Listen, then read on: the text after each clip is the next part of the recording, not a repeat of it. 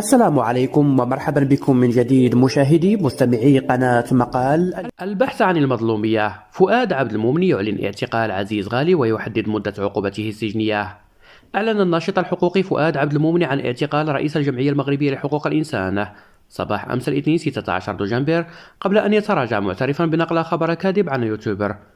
المؤمن قال صباح أمس الاثنين إن غالي اعتقل بتهمة جريمة رأي، معتبرا أنه سيواجه عقوبة سجنية قد تصل إلى 5 سنوات لدفاعه عن مبدأ تقرير مصير في الصحراء.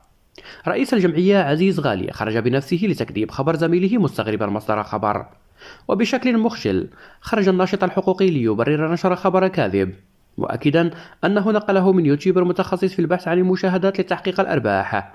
ويبدو أن الناشط الحقوقي كان ينتظر إقدام السلطات على إيقاف رئيس الجمعية المغربية جراء حملة ضده من قبل بعض النشطاء المغاربة نتيجة موقفه من قضية الصحراء. تجدر إشارة بأن الجمعية المغربية وأحزاب يسارية تهيمن عليها يعبرون عن منذ فترة طويلة عن موقف غير داعم لموقف الدولة من قضية الصحراء دون التعرض لهم.